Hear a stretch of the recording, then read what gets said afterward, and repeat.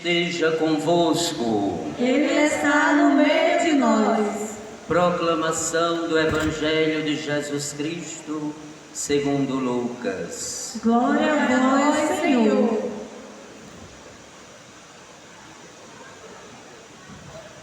Aconteceu que Jesus estava rezando no lugar retirado e os discípulos estavam com ele. Então Jesus perguntou-lhes: quem diz o povo que eu sou? Eles responderam: uns dizem que és João Batista, outros que és Elias, mas outros acham que és algum dos antigos profetas que ressuscitou.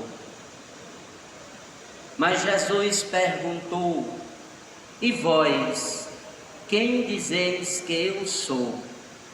Pedro respondeu: o Cristo de Deus. Mas Jesus proibiu-lhes severamente que contassem isso a alguém e acrescentou: o Filho do Homem deve sofrer muito, ser rejeitado pelos anciãos, pelos sumos sacerdotes e doutores da lei, deve ser morto e ressuscitar no terceiro dia. Palavra da salvação. Glória a vós, Senhor. Queiram sentar-se um instante, por gentileza.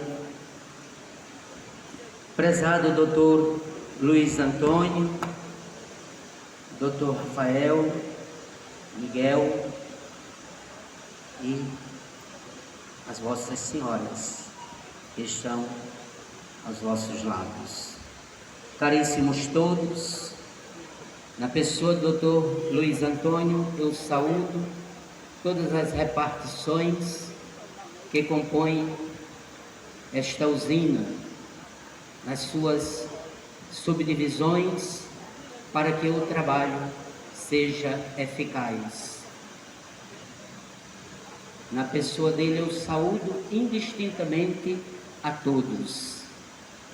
A todos compreende todos, não é a parte, mas é a universal, a totalidade.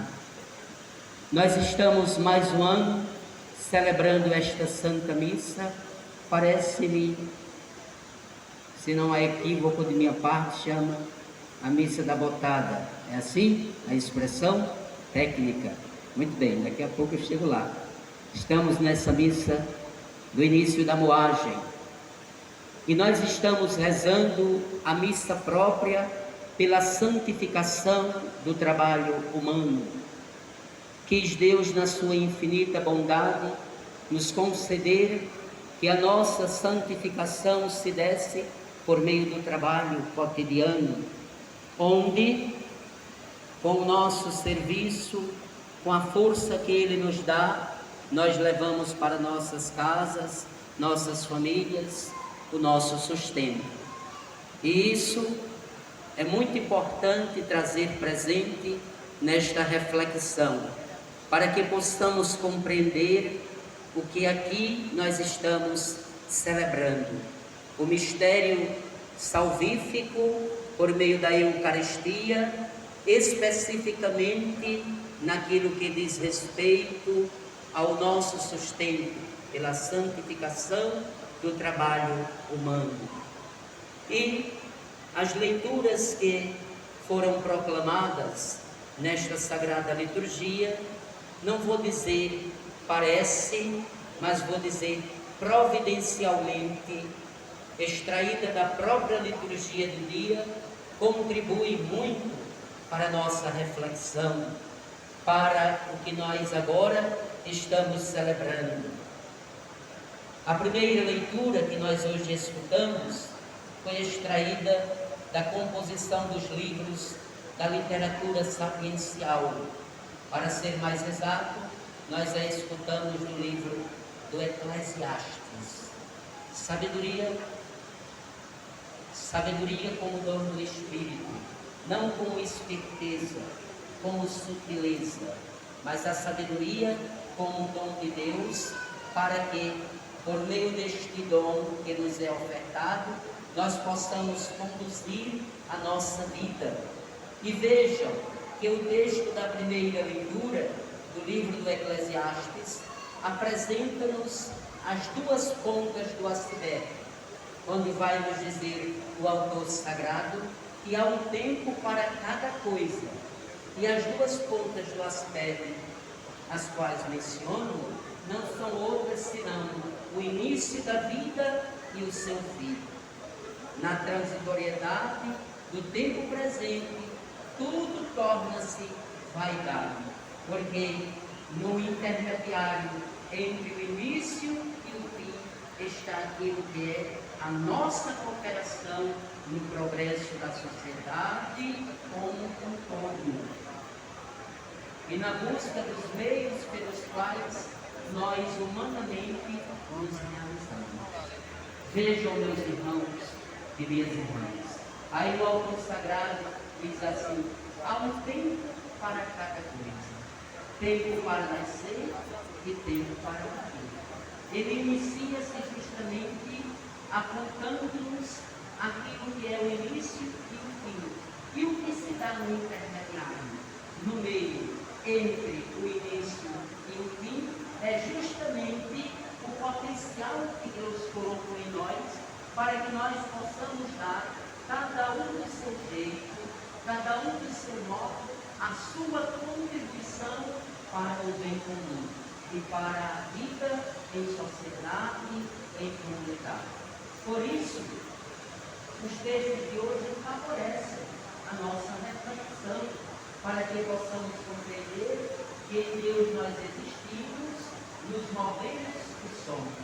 E como eu recordava quando eu estava conversando com o doutor Rafael, aquilo que é justamente a transitoriedade da nossa vida chega ao seu pico último quando estivermos no ser absoluto que está para o mundo, para o mundo.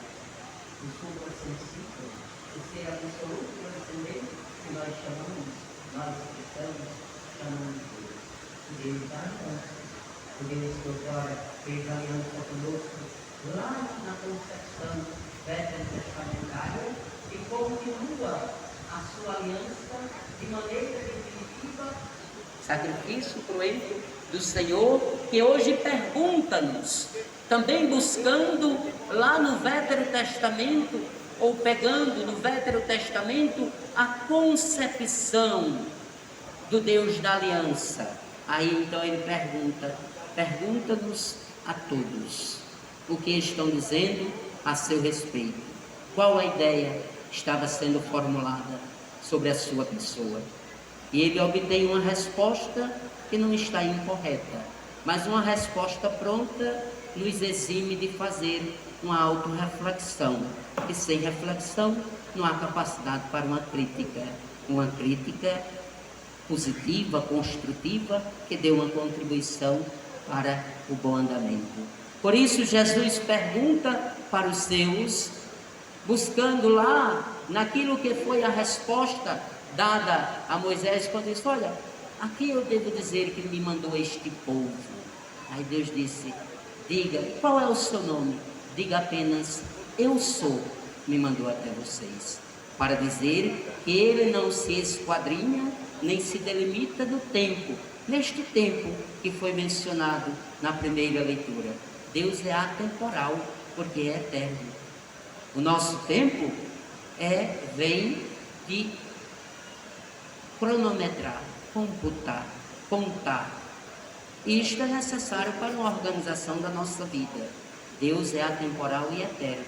Por isso, a resposta que Jesus obtém é justamente esta. Pergunta ele: quem dizem os homens que eu sou? A resposta é certa, a resposta é pronta, mas ele não está tanto interessado em uma resposta pronta, mas está interessado em fazê-los refletir sobre a quem eles estavam seguindo, se tinham certeza que estavam seguindo aquele que é também o princípio e o fim de todas as coisas, porque ele é um com o Pai. E quando recebe a resposta, aí Jesus vai lhes assegurar que é preciso superar a resposta pronta para poder segui-lo de maneira coerente e de maneira a não desistirmos quando as intempéries do tempo presente chegarem à nossa vida, porque elas chegam. As adversidades, as dificuldades, os desafios são inúmeros. Ainda há pouco nós conversávamos sobre isso, os grandes desafios de se manter algo desta natureza em pleno desenvolvimento e em plenas funções aqui. E que eu ouso dizer, e aqui não tem essa questão de bajulação, não sou disso, é uma constatação, a grande e indispensável contribuição que esta usina dá para o nosso município. Aqui está a maior prova disso. A grande contribuição para o nosso município. E por isso eu faço minha as palavras, não posso dizer de todos, mas da maior parte que está aqui. Nossa gratidão por este grande desafio que é continuar em pleno exercício das funções que correspondem a esta usina Serra Grande.